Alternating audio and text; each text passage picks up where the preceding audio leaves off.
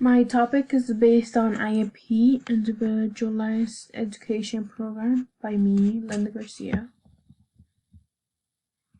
History. It was created in 1975. It was created for every student with a disability of one kind or another, whether it will be for learning disability or physical disability, as an equal opportunity to get some education as every other student.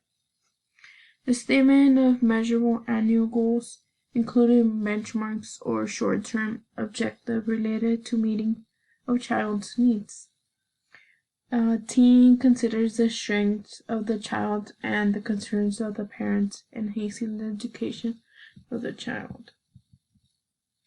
The student's Iep meeting is the student, the regular education teacher, the school system representative, transition service agency representatives, parents, other with knowledge or special expertise about the child, a person who can interpret evaluation results, and a special education teacher or provider.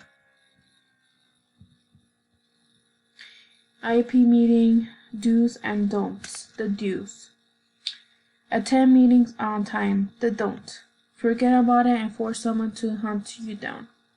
The do: recognize that the meeting is confidential. The don't: say anything that will haunt you. The do: tell the parent how child is doing. The don'ts: withhold information because you are scared to upset the parents. The do's: bring data. The don'ts: come empty-handed. The do's: share ideas. The don'ts: feel intimate or let everyone else make suggestions. The do's: take notes. The don'ts: fall asleep. The do's: speak up. The don'ts: let the special education teacher speak for you. The do's: team player. The don'ts: be uncompetitive. The do's: listen and ask questions. The don'ts: ignore all members. The 7-step process. The first one will be pre-referral. Documents determine whether the behavioral and educational challenges exhibited by the child can be resolved in a general education classroom. The second step, referral. Learning environment log. The third one, identification determines the child's distinctive strengths and needs.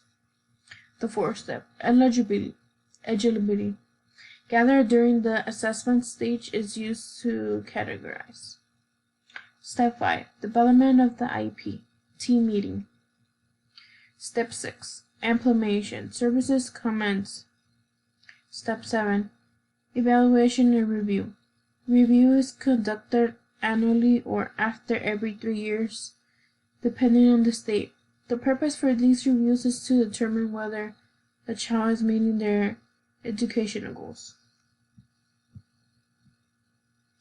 And last one is the artifact of the Iep meeting. As you can see, there's the school psychologist, the school district representative, the general education teacher, the special education teacher, the student, the parent, the mother, the father.